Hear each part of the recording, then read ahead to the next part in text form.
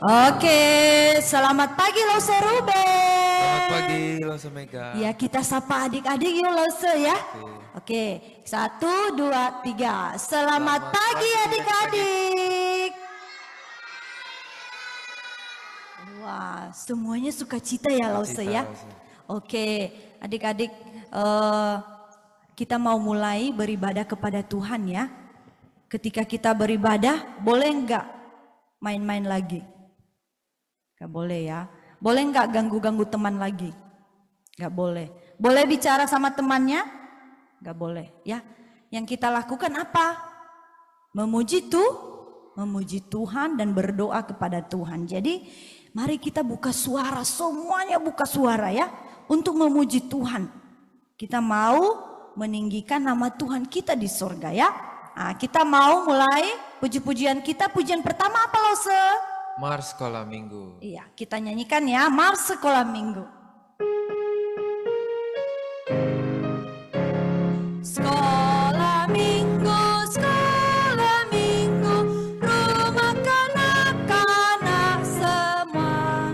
Bakti Allah, cinta bangsa, hidup baru sukaria.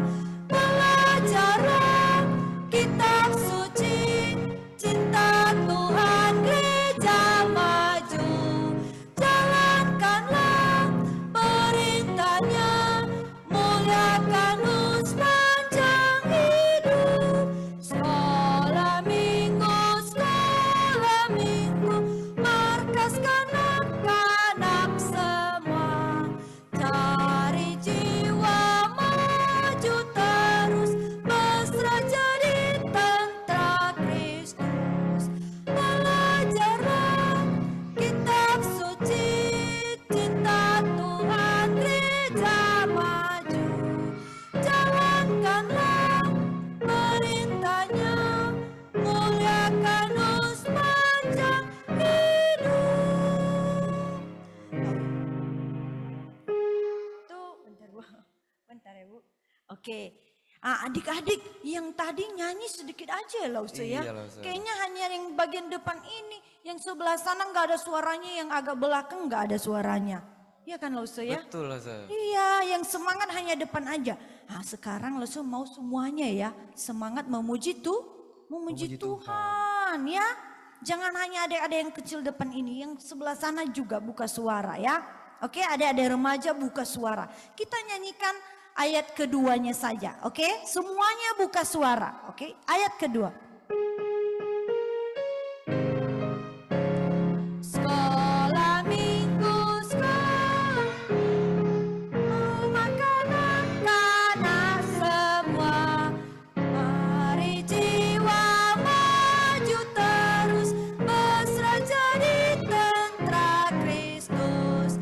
Belajarlah kitab suci, cinta Tuhan gereja maju.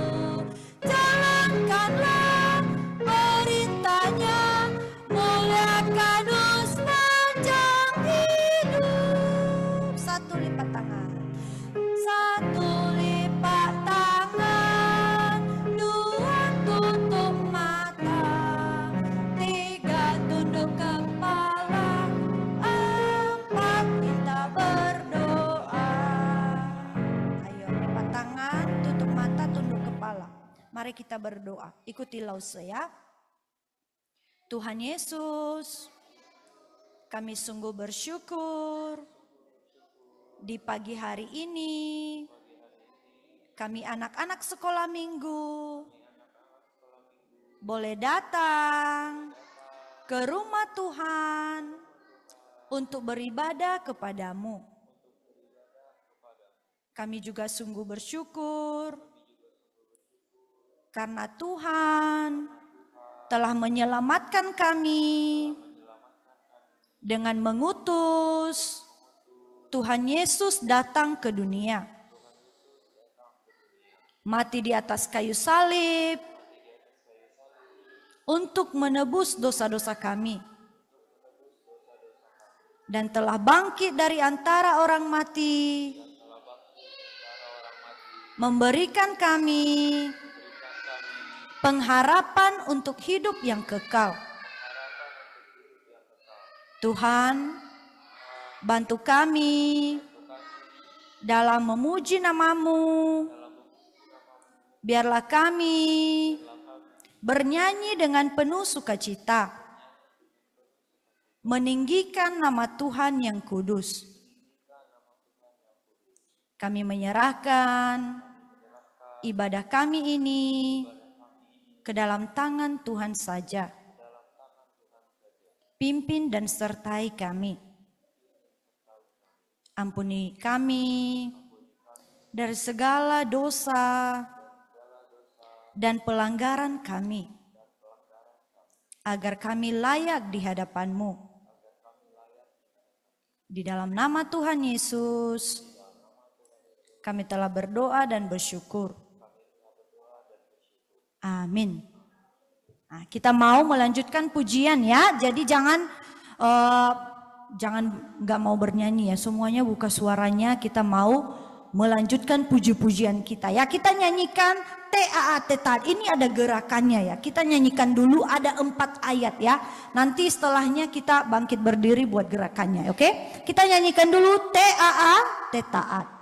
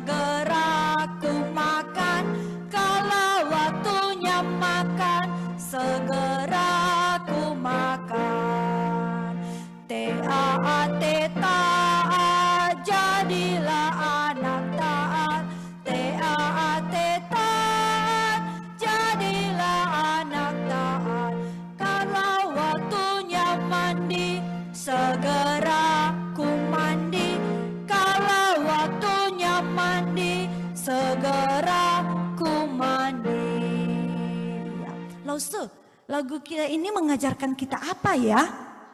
Mengajarkan kita untuk taat, Lause. Taat ya, dikatakan kalau kita dipanggil kita harus jawab apa, Lause? Harus jawab ya, Lause. Ya. Iya, harus jawab ya. Kalau papa mama kita, Sisi datang ke sini, kita nggak boleh, nggak mau, ini lagi main nih, nggak mau. Boleh nggak gitu?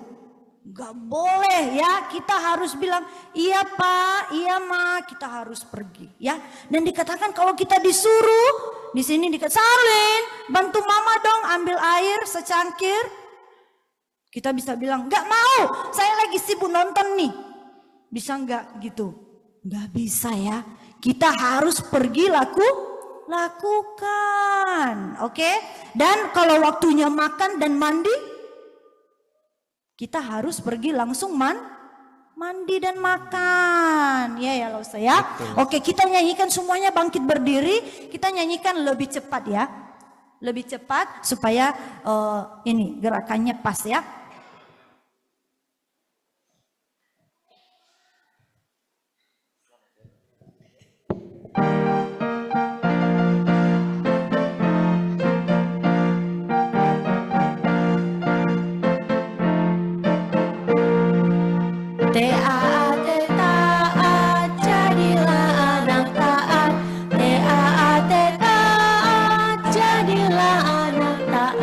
Kalau kau dipanggil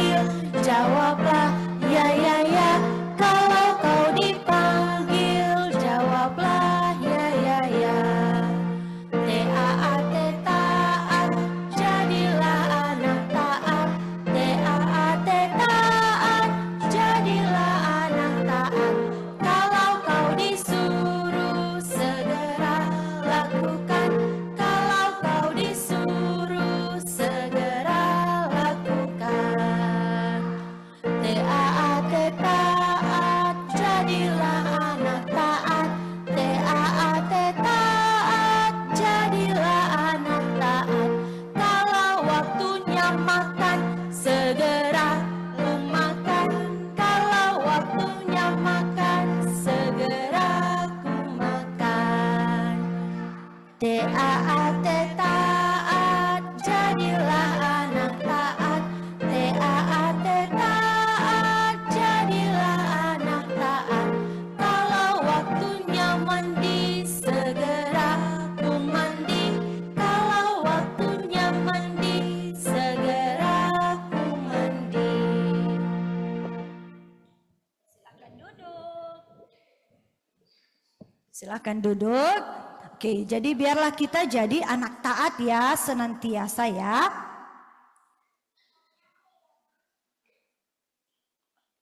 Oke, sekarang kita mau nyanyi lanjutkan lagunya apa ya Lause ya? Pakailah aku Lause. Iya, pakailah aku.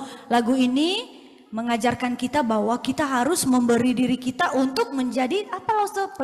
Pelayan Tuhan. Pelayan Tuhan ya, di sekolah minggu, di rumah, di sekolah, dimanapun ya. Nah, mari kita nyanyikan pakailah aku.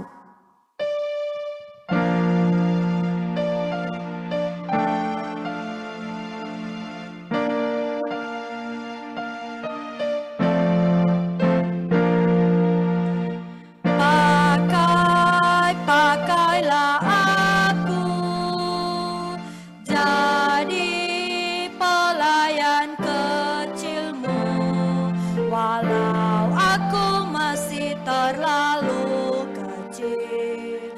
Tuhan pakai aku, terimalah aku sebagai persembahan hidup, walau tiada lagi yang ku miliki selain diriku sendiri. Ingatkan tekadku ini sampai ku besar nanti. Ku mau kabarkan kasih-Mu, Yesus sahabatku. Ingatkan tekadku ini sampai ku besar nanti. Ku mau serahkan hidupku untuk sahabatku, Yesus. Lause, kalau kita masih kecil ini bisa nggak ya kita dipakai oleh Tuhan? Bisa dong Lause. Bisa kan? Contohnya seperti apa Lause kita dipakai oleh Tuhan? Contohnya Mengabarkan? kita bisa ikut paduan suara Lause. Ikut paduan suara, benar. Hari ini kita merayakan apa Lause? Ulang tahun gereja Lause. Iya, HUT Gapi Batam yang keberapa? Yang keberapa di sana? 35 tahun loh. Dan adik-adik dari kelas 1 sampai remaja akan mempersembahkan pujian kepada Tuhan. Nah, ini bentuk dari pelayanan kita kepada Tuhan. Ikut paduan suara ya Lause ya. Betul Lause. Jadi kalau ikut paduan suara, buka suaranya nyanyi, jangan malu-malu nanti pas mempersembahkan pujian. Ya buka suaranya nyanyi dengan penuh sukacita. Bisa? Yang ikut paduan suara ya? Bisa ya? Nah, selain itu juga kita bisa dipakai untuk memberitakan Injil ya Lause ya. Iya. Iya, memberitakan Injil tentang Tuhan Yesus kepada orang lain. Jadi walaupun kita kecil, kita bisa dipakai oleh Tuhan, melayani Tuhan ya. Nah, kita mau melanjutkan pujian terakhir. Kita langsung bangkit berdiri. Ya, menyanyikan lagu ini. Baca kitab suci. Semuanya buka suara ya.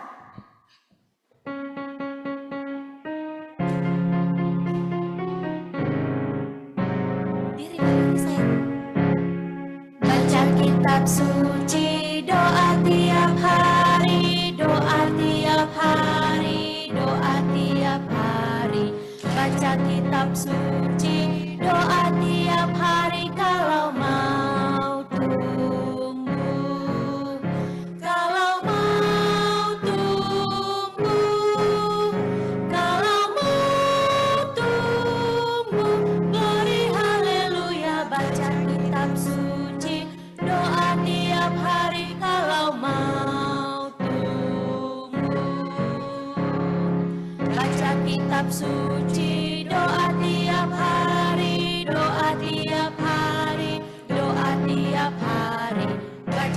kitab suci, doa tiap hari kalau mau tumbuh.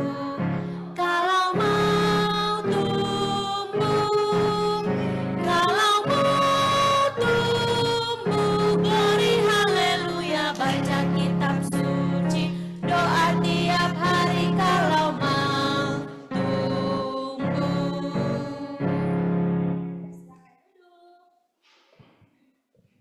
Oke, Lause, kalau kita mau bertumbuh secara rohani kita harus ngapain, Lause? Baca kitab suci, Lause. Dan? Berdoa. Iya, kita harus lakukan kedua hal ini. Apa adik-adik? Kita harus apa untuk bertumbuh? Untuk bertumbuh kita harus apa? Nggak ada yang mau jawab. Apa?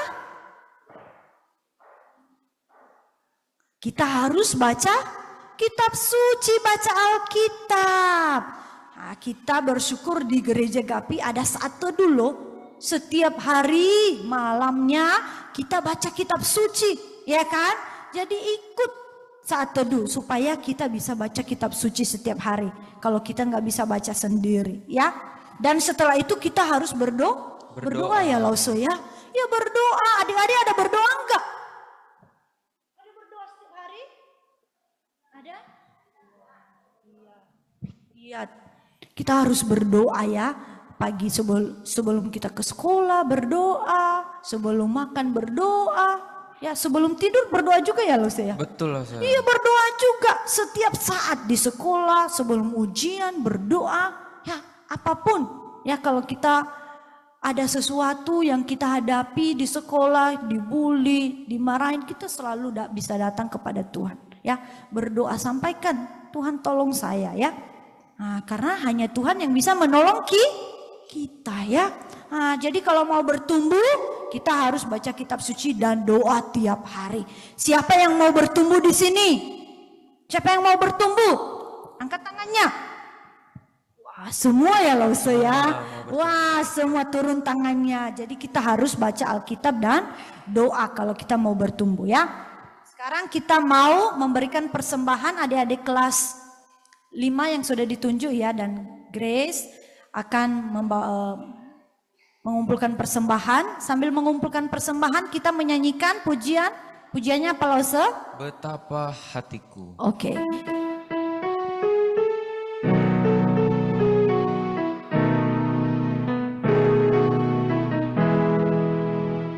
Ayo. Betapa hatiku berterima kasih Yesus, Kau mengasihiku, Kau memilikiku.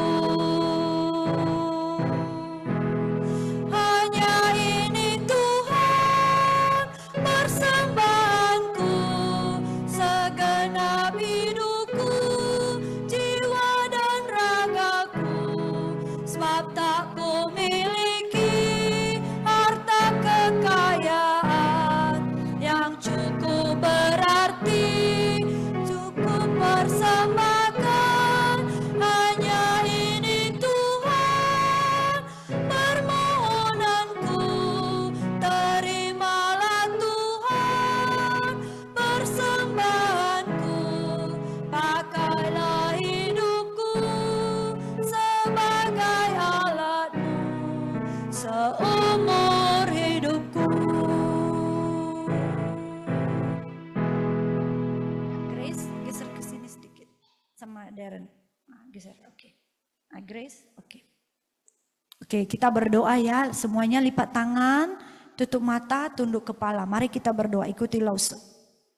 Bapa di sorga, kami sungguh bersyukur di pagi hari ini dalam ibadah kami boleh membawa persembahan kepada Tuhan sebagai ucapan syukur kami untuk segala berkat Tuhan yang Tuhan telah berikan kepada kami semua. Kami mohon Tuhan, terimalah dan kuduskanlah persembahan kami ini, agar boleh dipakai untuk pelayanan sekolah minggu. Kami berdoa, biarlah Tuhan yang terus memberkati kami, mencukupkan segala kebutuhan kami di hari-hari depan kami. Berkati juga Papa dan Mama kami, berikan kesehatan, dan berkati pekerjaan mereka. Kami serahkan semuanya ini di dalam nama Tuhan Yesus Kristus. Amin.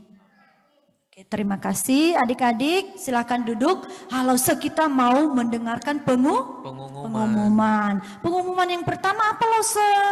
Saat teduh anak sekolah minggu diadakan setiap malam jam 8 sampai 8.30 ya. Semua anak-anak sekolah minggu diajak untuk mengikutinya. Iya benar ya, ikut saat teduh setiap malam ya. Jam 8 sampai 8.30, setengah jam aja. Oke, selanjutnya Lause. Asisten guru sekolah minggu dan anak kelas remaja diminta mengikuti renungan malam remaja setiap jam 9. Iya. Lalu yang ketiga, latihan paduan suara anak dimulai jam 9 sampai 9.25. Oke, benar ya. Karena hari ini kalian akan mempersembahkan pujian ya. Nah, sekarang kita mau mendengarkan firman Tuhan. Hari ini adik-adik nggak bagi kelas ya, nggak bagi kelas. Semuanya kita di sini ya. Kita mendengarkan firman Tuhan dari Lause Dedi ya. Karena hari ini banyak hal yang harus kita kerjakan karena merayakan ibadah apa Lause? Ibadah HUT Gabi Batam. Ya, yang ke-35. Jadi adik-adik selama di sini semua duduk tenang ya. Nggak ada lagi main-main, nggak ada lagi ngobrol sama temannya ya. Kita mau mendengarkan firman Tuhan. Lause Dedi dipersilahkan.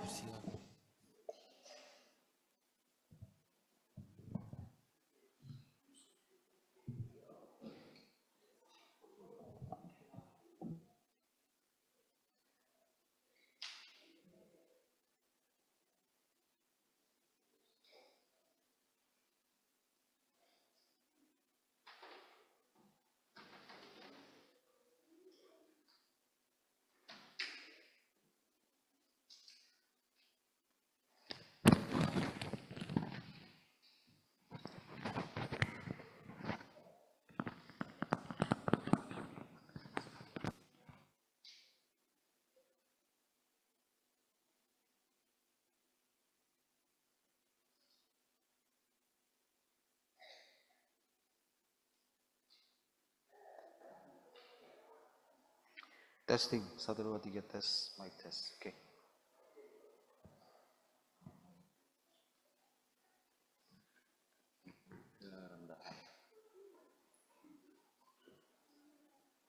Oke, baik, selamat pagi adik-adik sekalian. Selamat pagi semuanya. Ya, langsung bersyukur ya, kita bersyukur semuanya bisa datang walaupun hari ini sempat gerimis ya pagi hari. Wah, langsung sudah pikir, wah ini bisa sepi ini ya kalau sudah gerimis seperti ini. Ternyata kalian banyak yang datang. Puji Tuhan ya, kita ke rumah Tuhan itu harus wajib. Selama kita masih bisa berjalan, masih bisa datang, kita datang. Kalau hujan bagaimana kalau saya nggak punya mobil? Kamu bisa naik Grab, naik Gokar ya. Jadi bagaimanapun caranya usahakan datang ke gereja. Oke, sebelum kita mendengarkan firman Tuhan, kita akan berdoa bersama-sama. Mari kita lipat tangan, tunduk kepala, tutup matanya. Ikutilah saya, kita berdoa. Bapa di sorga, kami bersyukur di hari Tuhan ini, kami bisa datang ke rumah Tuhan untuk beribadah. Dan saat ini, kami akan mendengarkan firman Tuhan. Berkatilah kami agar bisa mengerti dan melakukan firman Tuhan dalam kehidupan kami sehari-hari. Ampunilah kami dari segala dosa-dosa kami. Kami berdoa di dalam nama Tuhan Yesus Kristus. Amin. Oke, kita lihat dulu ya ayat hafalan kita sebentar ya. Masih ada waktu ya. Efesus 6 ayat 1, gampang sekali ya. Ini bahkan ada lagunya ya. Oke, kita baca semuanya sama-sama. Efesus 6 ayat 1. 1, 2, 3. Efesus 6 ayat 1. Hai anak-anak, taatilah orang tuamu di dalam Tuhan, karena haruslah demikian. Bisa? Gampang ya?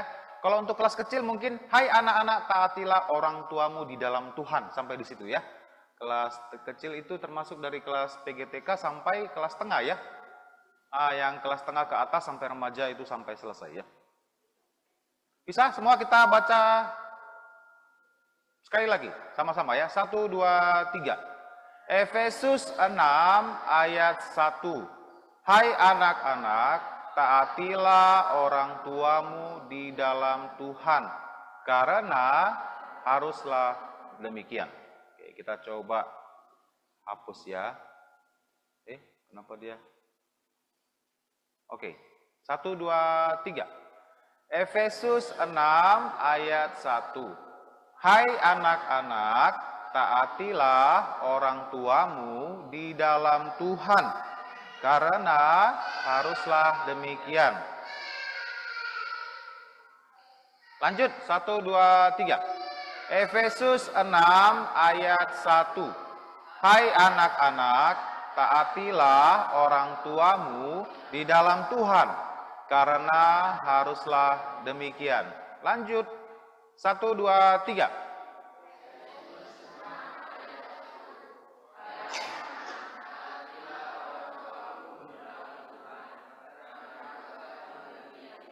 Oke, terakhir ya. 1, 2, 3.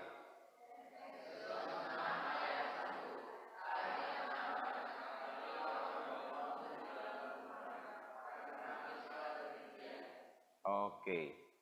Nah, ini dia ya. Kita mungkin tanya beberapa anak ya, nggak mungkin ditanya semua ya. Beberapa orang saja mewakili. Oke, kelas kecil volunteer. Siapa yang mau bersedia tanpa harus tunjuk? Siapa yang sudah hafal? Kelas kecil, hai anak-anak, taatilah orang tuamu di dalam Tuhan. Oke, siapa yang bisa? Ken bisa? Ada yang bisa? Dari kelas PGTK sampai kelas 3. Kelas 3 udah bisa ngapal semua lah ya. Sampai kelas 2, kelas 2, kelas 2. Oke, sampai kelas 2. Siapa kelas 2? Kelas 2 siapa? Oke, Sarlin, silakan. Efesus 6 ayat 1. Bukan Efesus 1, Efesus 6 ayat 1, terbalik. Ya.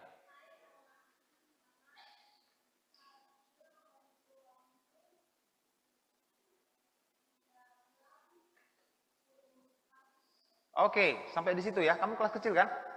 Hai anak-anak, taatilah orang tuamu di dalam Tuhan. Oke, sekarang kelas 3. Kalista silakan. Kelas 3 semuanya ya, lengkap.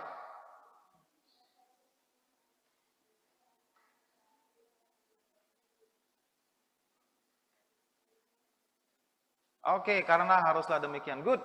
Kelas 4. Siapa kelas 4 di sini? Kelas 4. Nggak ada kelas 4 ya? Oh ya, Grace, silakan Grace.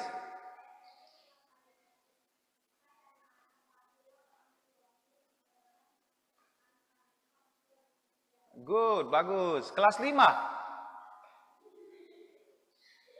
Carol, kelas 5 ya, siapa? Oke, Carol. Ladies first, ya. Carol. Ya, Carol dulu, Carol.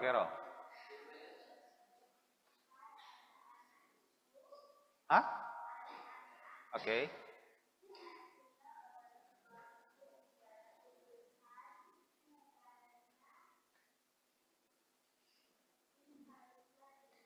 Ya, good. Kelas 6.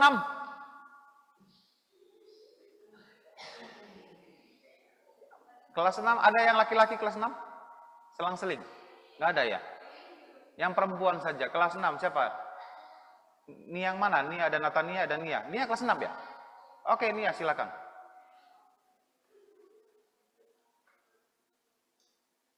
Oke, remaja. Remaja 1. Remaja 1 itu yang SMP ya. Kelas 1 sampai kelas 3. Ya, Deran silakan. Ya, dia kelas 1 SMP ya, silakan.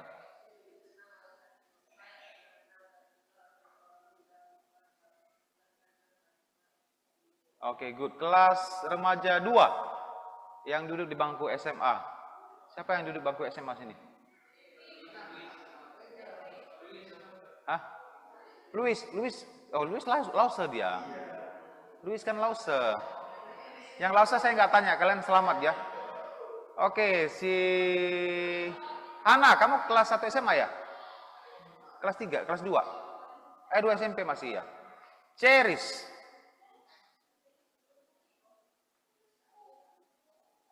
Hai anak-anak.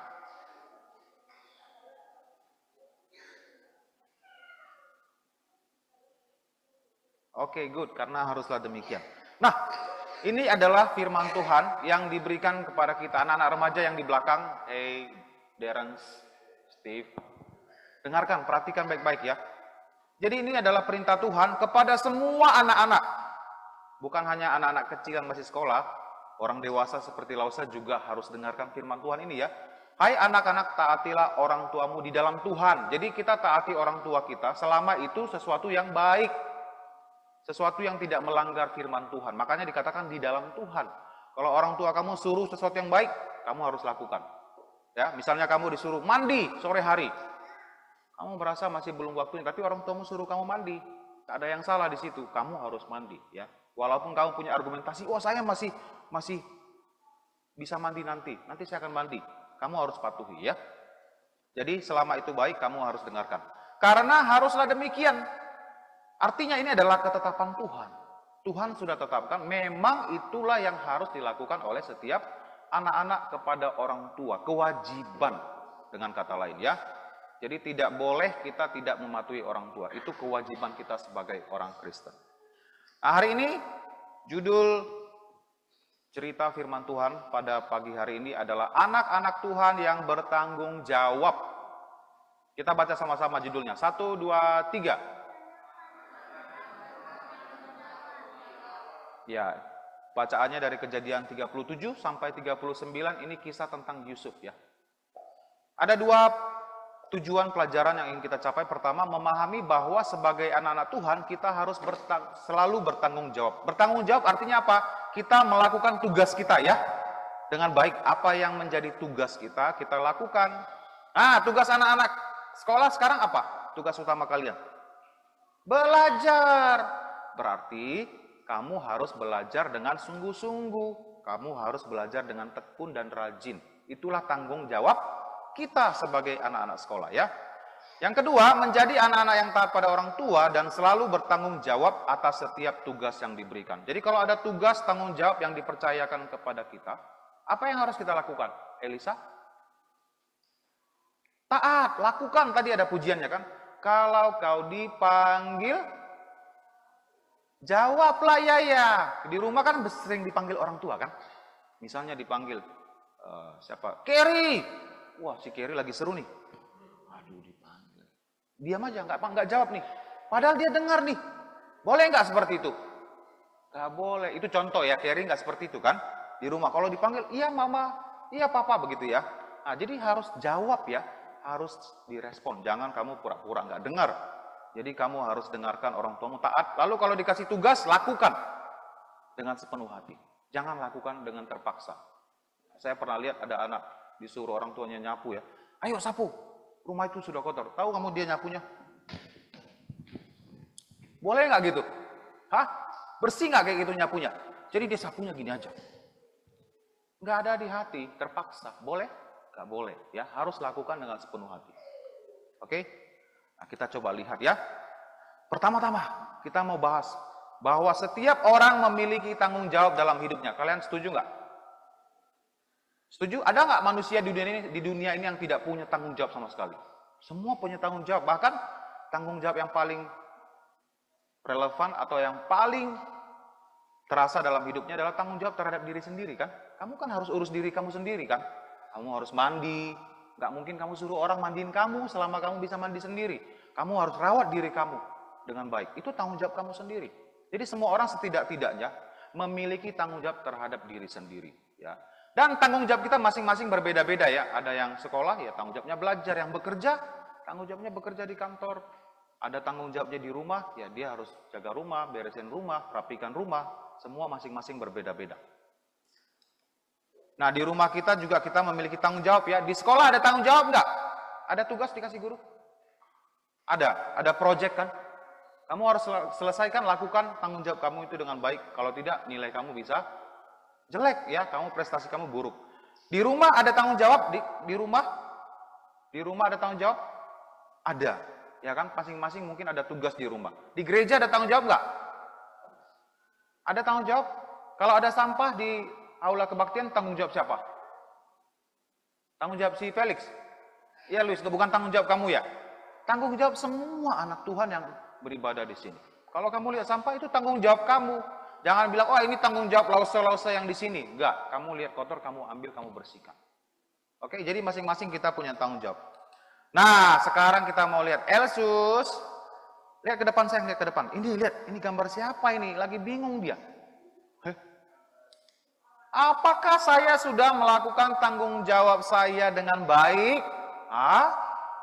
Siapa di sini yang sudah merasa aku sudah belajar dengan baik di sekolah? Sarlin, kamu sudah belajar dengan baik di sekolah belum? Kamu harus jawab dengan jujur, ada cecemu loh di sini. Sudah? Belum. Ica, sudah belajar dengan baik di sekolah? Belum. Siapa lagi mau kita tanya? Joanna, sudah belajar dengan baik di sekolah? Sudah kasih yang terbaik? Sudah merasa? Oke, dia sudah merasa sudah lakukan yang baik. Di rumah, tanggung jawab kalian sudah lakukan dengan baik belum? Elis, kamu di rumah punya tanggung jawab? Ada tugas nggak? Nyuci piring? Sapu rumah? Ada tugas dikasih mama? Di rumah? Beresin tempat tidur? Tugas kamu. Kamu sudah beresin tempat tidur pagi ini? Nggak ada? Apa katanya? Kadang. Berarti kalau kadang belum sepenuhnya kan? Sepenuh-penuhnya kamu lakukan. Jadi kita tanya diri sendiri, jujur ya, sudah bertanggung jawab tidak saya hari ini? Ya. Nah, kita mau belajar dari Yusuf ya. Yusuf adalah seorang anak yang bertanggung jawab di dalam keluarganya. Yusuf memberikan teladan yang baik bagi kita agar kita tentang bagaimana kita dapat menjadi seorang yang bertanggung jawab. Nah, kamu lihat pertama-tama ya. Tanggung jawab Yusuf sebagai adik. Yang di sini yang punya Koko, punya Cece, dengarkan baik-baik ya. Tanggung jawab kamu. Nah, Yusuf adalah anak kesayangan ayahnya Yakub ya. Jadi Yusuf ini diberikan jubah yang maha indah oleh ayahnya. Jubah yang maha indah. Mungkin kalian merasa, wah apa hebatnya sih jubah maha indah? Saya di rumah punya baju warna-warni, nggak ada hebat-hebatnya, biasa aja. Nah pada masa itu sangat bagus, sangat mahal sekali ya. Warna, pada zaman dahulu baju yang berwarna itu mahal harganya. Karena untuk membuat warna itu sangat sulit caranya pada waktu itu. Kalian tahu warna ungu itu dari mana didapat? Di Alkitab kan selalu dibilang kan, pakaian jubah ungu, orang kaya itu hidup dengan mewah, berpakaian jubah berwarna ungu. Kenapa ungu? Pernah bertanya enggak? Kenapa ungu? Karena warna ungu itu diambil dari, ya silakan, kenapa saya? Anggur warna ungu, tapi warna buah anggur tidak dipakai untuk pakaian, yang mewarnai pakaian tidak dipakai. Warna ungu itu diambil dari kerang yang ada di dasar laut. Jadi di situ ada elemen, ada warna ungu di dalam kerang itu, pigmennya itu yang dipakai untuk mewarnai pakaian. Nah kerang di dasar laut pada masa itu belum teknologi belum secanggih sekarang kan, ada kapal selam lah, ada pakaian untuk menyelam. Dulu kan nggak bisa seperti itu. Jadi orang harus betul-betul yang punya, yang terlatih bisa menyelam dalam, ambil kerang itu. Makanya pakaian ungu itu sangat mahal. Nah, jadi si Yusuf diberikan pakaian yang berwarna-warni oleh ayahnya, pakaian jubah yang maha indah. Kemudian saudara-saudaranya mulai iri, kan? Sudah tidak suka lihat Yusuf. Di samping itu juga Yusuf dikatakan menyampaikan kepada ayahnya kabar tentang kejahatan saudara-saudaranya. Kamu perhatikan, ini bukan mengadu sesuatu yang tidak benar ya. Dia dikatakan menyampaikan kabar tentang kejahatan saudara-saudaranya. Artinya apa? Saudara-saudaranya jahat, nakal. Lalu Yusuf sebagai adik apa yang dia lakukan? Dia lapor ke orang tuanya. Nah, jadi kamu kalau sesuatu yang benar, kamu lihat, Koko, Cece saya mungkin kebanyakan main games ya.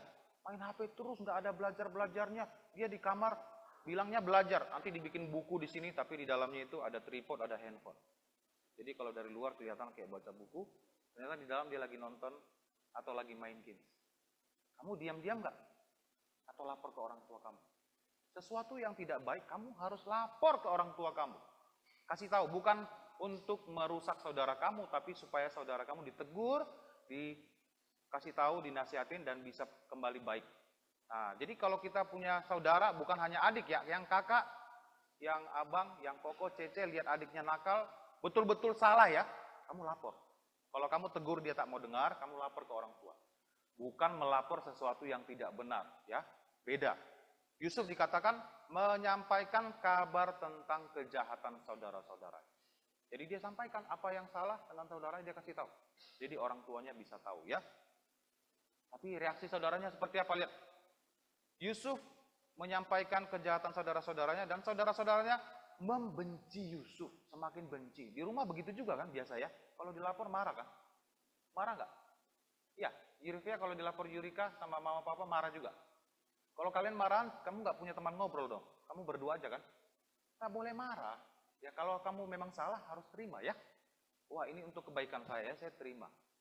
Ya mic-nya mati ya. Tes 1 2 terlalu kecil ya. Jadi dia marah, mereka marah membenci Yusuf karena ayahnya lebih mengasihi Yusuf dari semua saudara-saudara. Di samping itu dia juga melapor saudara-saudaranya. Di samping itu Yusuf juga bermimpi ya tentang bagaimana makna dari mimpinya adalah semua saudara termasuk ayahnya menyembah Yusuf. Jadi mereka sangat amat membencinya. Sehingga mereka tidak mau menyapanya dengan ramah. Kalau ada Yusuf di rumah, jumpa dengan saudara, mereka cuek, ketus. Tahu ketus?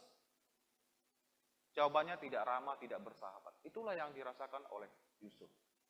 Nah dengan kondisi demikian, kalian pikir Yusuf akan hidup? Hidup merana, wah aku galau sekali, abang-abangku semuanya tidak mau ngomong sama aku sedih sekali. Kamu pikir Yusuf seperti itu ya? Yusuf tidak seperti itu ya. Dia tetap lakukan tugas sehari-harinya dengan baik. Nah sekarang Yusuf bertanggung jawab sebagai anak. Nah ini kalian perhatikan semuanya, lihat sini.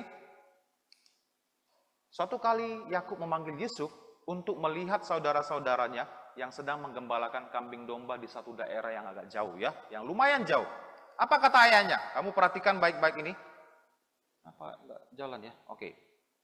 Lalu Israel nama lain Yakub, berkata kepada Yusuf, bukankah saudara-saudaramu menggembalakan kambing domba dekat Sikem? Marilah engkau kusuruh kepada mereka. Apa kata si Yusuf? Saud Yusuf, ya Bapak. Wah, langsung dia dengar, ya Bapak, saya lakukan. Tak ada argumentasi, malaslah, capeklah, suruh yang lain aja. Dia masih punya adik kan, Benyamin kan? Suruh adik aja enggak. Ya Bapak. Bagaimana dengan kalian? Kalau kalian disuruh, bisa nggak jawab, ya terus menerus kepada papa mama kamu. Sekalipun mungkin kamu lagi sedang melakukan sesuatu yang kamu suka. Disuruh, kamu lakukan nggak? Atau nantilah, sebentar lagi. Iya, tapi nggak dilakukan. Kan sering kan?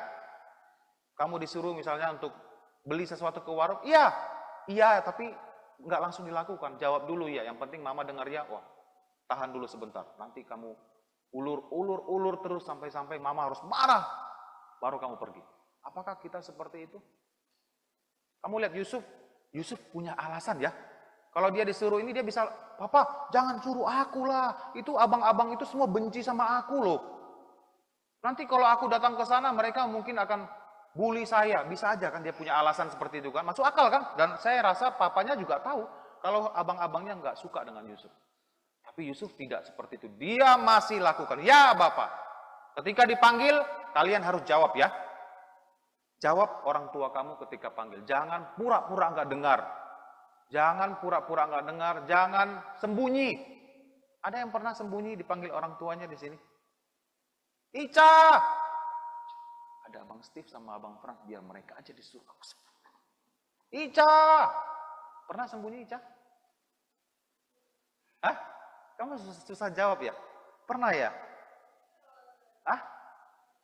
Nggak tahu. Masa bisa lupa dia ya? Siapa tahu ada yang pernah bersembunyi supaya nggak disuruh.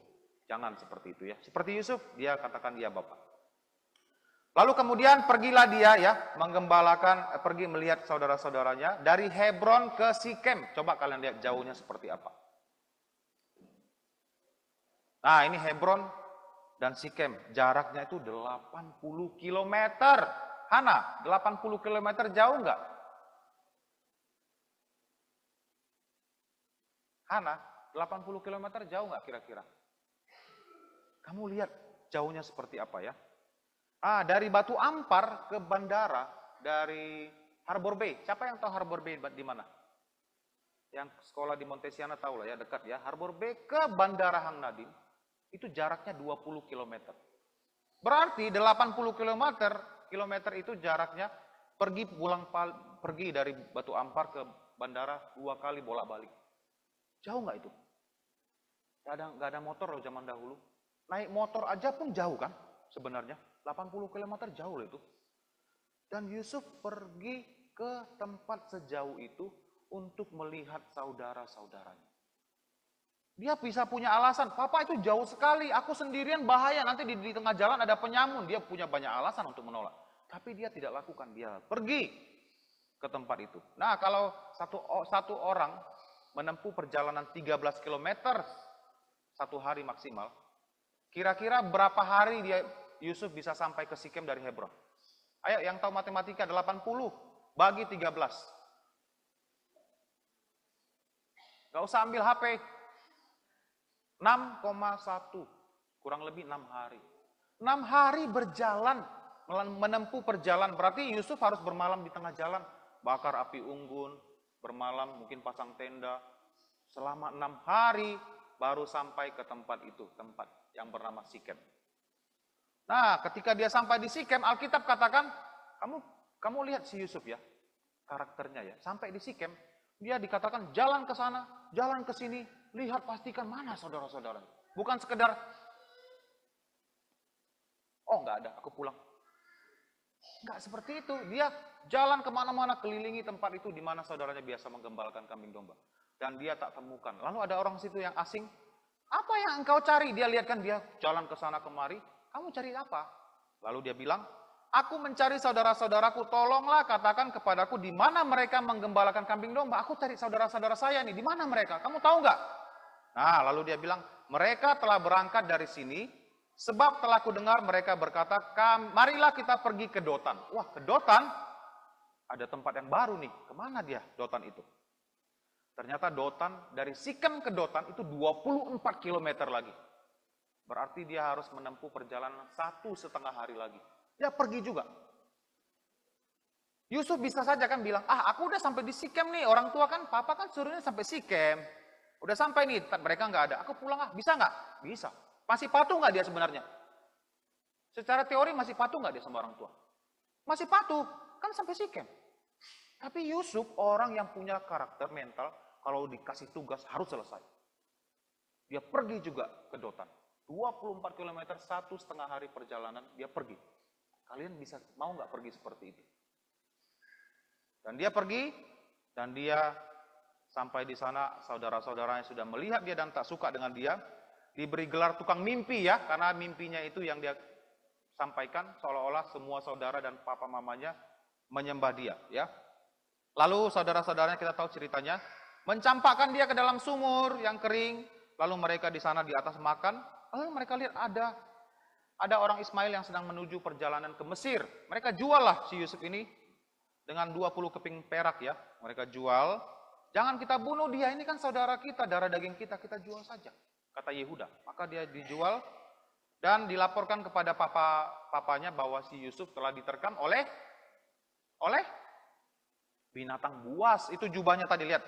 Jubahnya yang tadi itu disobek-sobek lalu dimasukkan ke dalam darah. Lalu dibilang, ini baju jubah si Yusuf ya. Mereka pura-pura. Lalu papanya lihat, iya ini jubah anakku. Dia pikir anaknya sudah mati. Padahal sudah dijual ya. Nah, kita lanjut ceritanya. Yusuf ternyata dijual sebagai budak di Mesir. Di sana dia dibeli oleh seorang kepala pengawal Firaun. Dan dia bekerja pada Firaun. Sekarang kita lihat tanggung jawab Yusuf sebagai budak. Tadi pertama tanggung jawab Yusuf sebagai adik. Lalu berikutnya tanggung jawab Yusuf sebagai anak. Sekarang tanggung jawab Yusuf sebagai budak. Dia sekarang dijual di Mesir ya. Nah, sampai di sana dikatakan dalam Alkitab Tuhan menyertai Yusuf ya. Dan dia berhasil dalam segala hal yang dia kerjakan. Nah, orang seperti ini pasti berhasil. Kenapa? Karena dia selalu menyelesaikan tugasnya. Kalian kalau mau berhasil harus selesaikan tugas dengan baik. Kalau tidak selesaikan tugas, kamu tak akan pernah berhasil.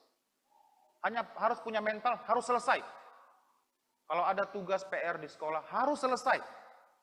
Jangan punya mental, yang penting sudah saya kerjakan sedikit, nanti bisa alasan sedikit lah, ini nggak selesai karena ini Pak, karena itu Pak. Kamu harus usahakan selesai. Mental Yusuf seperti itu. Makanya dia bisa berhasil. Segala sesuatu yang dia kerjakan berhasil. Tentulah ada berkat dari Tuhan.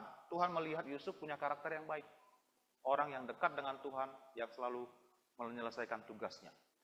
Lalu dikatakan Tuhan menyertai Yusuf sehingga dia menjadi seorang yang selalu berhasil dalam pekerjaannya. Maka tinggallah ia di rumah tuannya orang Mesir itu. Nah, kamu lihat si Yusuf ya. Tuannya lihat nih orang, ini budak nih rajin sekali nih. Semua kerjaan selesai nih. Tanggung jawabnya juga bagus. Maka dia diberikan kuasa untuk mengelola rumah dan segala miliknya. Jadi segala hartanya Potifar itu Yusuf yang pegang. Kamu bayangkan sebesar apa kepercayaan Potifar kepada Yusuf? Sekarang saja ya, sini siapa yang punya pembantu di rumah, asisten rumah tangga? Ada? Oke, ada Joanna, ada Luis. Orang tua kamu, akong kamu sampai serahkan semua enggak? Dipercayakan sama? Enggak kan? Kenapa? Karena biasa orang takut, nggak percaya, nggak yakin nih orang, bisa-bisa dia larikan. Kenapa si Potifar berani percayakan seluruh hartanya dikelola oleh Yusuf? Karena dia melihat ini orang jujur, rajin, takut kepada Tuhan. Rohani, baik. Makanya dia percayakan semuanya. Jadi kamu harus punya mentalitas, aku harus seperti Yusuf ya, punya mental seperti itu. Jadi dipercayakan semuanya. Dikatakan hanya makanannya saja yang dia urus sendiri. Jadi Potifar hanya urus makanannya sendiri. Yang lain semuanya Yusuf yang urus ya. Tapi ya tahu ceritanya, selanjutnya cerita yang buruk. Istri Potifar suka ya sama Yusuf. Karena dia sikapnya manis. Elok parasnya, berarti Yusuf tampan orangnya. Ya, enak dilihat, good looking ya. Istri Potifar menyukai Yusuf. Dan dia berahi atau suka ya, bernafsu sekali dengan Yusuf, ingin menggoda Yusuf untuk tidur, selingkuh. Ajak Yusuf selingkuh dengan dia, tapi Yusuf selalu menolak ajakannya. Karena Yusuf takut kepada Tuhan, bukan takut kepada Potifar ya. Dia takut kepada Tuhan. Jadi satu kali, istri si Potifar ini sudah tidak tahan lagi, ya ditolak terus, di rumah itu hanya mereka berdua. Lalu tiba-tiba dia datang dan mencengkram pakaian Yusuf dan bilang, marilah tidur dengan aku, ayo selingkuh. Wah, ini perempuan memang betul-betul sangat nekat sekali ya. Apa yang dilakukan Yusuf? Dia lari. Dia tinggalkan pakaiannya karena dipegang oleh si istri Potifar tertinggal. Kemudian istri Potifar berteriak, lalu semua orang datang dan dia sekarang cerita, wah baterainya. Felix bantu. Baterai laptop. Jadi semua orang datang kepada istri Potifar, lalu dia ceritakan, itu orang Ibrani mau mencoba memperkosa saya. Wah, difitnah Yusuf. Anak yang baik, bertanggung jawab, takut kepada Tuhan, difitnah sedemikian rupa ya. Oke, sudah. Thank you, Felix. Lalu kemudian dia juga ceritakan kepada suaminya sepulang dari kerja, ya orang Ibrani itu yang kamu bawa itu, budak itu, Yusuf, mencoba memperkosa saya. Akhirnya Yusuf dipenjara. Dipenjara karena difitnah, tidak melakukan sesuatu yang salah. Nah, kalau dalam kondisi seperti ini, orang umumnya ya, akan berkecil hati, galau, marah sama Tuhan. biasanya seperti itu, orang-orang umumnya kecewa. Kenapa aku begitu baik, begitu bertanggung jawab, difitnah masuk penjara? Aku tak mau lagi ngapa-ngapain, aku sudah pasrah. Mungkin orang-orang seperti itu. Kalian pun mungkin seperti itu. Langsung juga mungkin seperti itu ya. Udah pasrah aja, nggak mau ngapa-ngapain. Yusuf nggak seperti itu. Sampai di penjara, dia juga bertanggung jawab, nggak berubah. Karakter itu nggak berubah. Konsisten terus ya. Dimanapun dia berada, dia bertanggung jawab. Apa tanggung jawabnya? Tetapi Tuhan menyertai Yusuf dan melimpahkan kasih setianya kepadanya dan membuat Yusuf kesayangan bagi kepala penjara. Lihat, kepala penjara, lihat karakter Yusuf atas pimpinan Tuhan. Dia jadi sayang sama Yusuf. Kamu tahu nggak, kepala penjara umumnya itu orangnya arogan, kasar, suka merendahkan narapidana, pasti dia tegas kan? Ini kepala penjara di Mesir bisa sayang kepada orang asing Ibrani, ini sesuatu yang ajaib. Walau bukan karena kemurahan Tuhan, nggak mungkin seorang Ibrani bisa disayang oleh kepala penjara. Di penjara biasanya orang-orang disiksa, ditindas, tapi dia disayang. Bukan saja disayang, tapi semua tahanan dipercayakan kepada Yusuf. Wah, bagaimana mungkin ya? Semua tahanan artinya berarti dia pegang kunci kan? Semua tahanan dipercayakan kepada Yusuf. Dia atur semuanya kebutuhan para tahanan. Kamu lihat, Yusuf menjadi kesayangan kepala penjara. Yusuf dipercayakan semua tahanan dalam penjara oleh kepala penjara. Jadi dia punya tanggung jawab mengawasi semua tahanan. Artinya dia bukan di dalam sel kan? Dia bisa urus satu-satu persatu tahanan itu. Mungkin saja Yusuf punya akses untuk lari loh. Kalau dia dipercayakan pada semua tahanan, mungkin dia punya kunci juga untuk melarikan diri. Tapi Yusuf tak lakukan. Kenapa? Karena dia bertanggung jawab dan dia percaya apapun yang terjadi dalam hidupnya adalah pimpinan Tuhan. Saya di penjara pun Tuhan pasti punya rencana. Memang Tuhan punya rencana, nanti kita tahu ceritanya dia dibebaskan, menafsirkan mimpi Firaun dan menjadi orang nomor 2 paling berkuasa di Mesir ya. Jadi dia sangat baik, bertanggung jawab, mengurus semua tahanan dalam penjara. Nah jadi kita lihat tanggung jawab Yusuf, baru 4 ya, tanggung jawab sebagai budak terakhir. Ada lagi sambungannya tanggung jawab sebagai seorang mangku bumi ketika dia berada di Mesir. Dia ketika menafsirkan mimpi Firaun, hari itu juga diangkat sebagai mangku bumi, hari itu juga dia kerja. Dia kelilingi semua bangsa Mesir itu, tanah Mesir, mengumpulkan semua gandum, melihat tanahnya dan dia atur strategi dan kerja. Makanya di Mesir tidak terjadi bencana kelaparan ketika 7 tahun masa kelaparan menimpa seluruh daerah di situ. Itu karena Yusuf bekerja dan bertanggung jawab. Nah, apa cerita yang mau kita sampaikan pada pagi hari ini? Kita harus menaati orang tua dengan mengerjakan dengan baik segala tanggung jawab yang telah dipercayakan. Nah, tadi kembali lagi tugas yang pertama. Di rumah kalau disuruh mama, apa yang harus kita lakukan? Adik-adik kelas kecil, apa yang harus kita lakukan, Ken? Kalau disuruh? Hah? Disuruh apa yang kita lakukan? Kita haruslah lakukan. Kalau disuruh mandi, kalian mandi. Disuruh kalian makan, makan. Ya, jangan kalian sampai tidak mau dengarkan nasihat orang tua. Kemudian kalian anak-anak remaja juga yang kelas besar ya, rajin belajar. Tugas kamu di rumah, apa yang dipercayakan orang tua, lakukan dengan sebaik-baiknya. Tuntas ya. Nah, saya mau kasih contoh ya, kalau mama kamu suruh kamu pergi ke warung, beli 1 kilo gula. Ternyata di warung itu gulanya habis. Tapi masih ada warung agak jauh. Apa yang harus kamu lakukan? Mama kan suruh saya ke warung ini. Aku udah sampai, nggak ada gula, aku pulang. Begitu ya. Kalau kamu punya mentalitas seperti itu, maka kamu tidak sepenuh-penuhnya berusaha melakukan tugas kamu dengan baik. Yusuf tadi disuruh ke Sikem, dia pergi ke Dotan juga. 24 km loh menempuh perjalanan. Jadi kalau kamu pergi ke warung satu tidak ada, dan kamu tahu ada warung di sebelah sana, mungkin agak jalan sedikit jauh, kamu harus pergi. Tugas kamu adalah bawa gula itu ke rumah. Itu tugas kamu. Jadi selesaikan tugas kamu dengan baik. Kalau orang tua suruh di rumah, nyapu. Kamu suruh nyapu kan, lalu ada kotoran yang nempel di lantai. Tapi kan mama suruh saya nyapu saja. Kotoran ini nggak bisa dibersihkan. Ya udahlah, lewatin aja lah. Apakah seperti itu mental kita? Enggak, kamu ambil alat, pisau atau apa, kamu scrub. Bersihkan lantai itu sebersih-bersihnya. Jangan hanya lakukan, disuruh sapu ya sapu. Disuruh pel ya pel. Yang lain kamu tak lakukan, kamu nggak lap. Kamu lakukan dengan sebaik-baiknya. Bersihkan semua yang kamu lihat kotor. Itu namanya yang bertanggung jawab. Bisa paham? Oke. Yang kedua, kita harus mengerjakan tanggung jawab kita dengan usaha maksimal. Yang tadi saya sudah jelaskan. Dengan usaha terbaik, jangan kerja apa adanya. Ya, tadi yang saya bilang ada anak remaja saya pernah lihat disuruh nyapu karena dia nggak suka lagi ngerjakan satu hal, dia sapu gini-gini. Itu nggak boleh, nggak bagus. Itu namanya kamu melawan orang tua sebenarnya. Walaupun kamu kerjakan, karena kamu tunjukkan sikap membangkang. Tak boleh, lakukan dengan baik. Apapun yang orang tua sampaikan, suruh kerjakan dengan maksimal ya, dengan usaha yang paling baik yang kamu punya. Di sekolah juga kalau guru kasih tugas, ya kamu kerjakan dengan sebaik-baiknya. Jangan kumpulkan tugas apa adanya. Anak Tuhan harus bertanggung jawab. Kita menjadi saksi Kristus dimanapun kita berada. Jangan sampai nama Tuhan dipermalukan oleh karena tingkah laku kita yang tidak baik.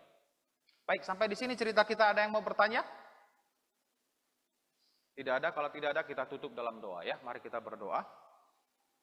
Bapa di sorga, terima kasih untuk firman-Mu yang telah kami dengarkan bersama-sama.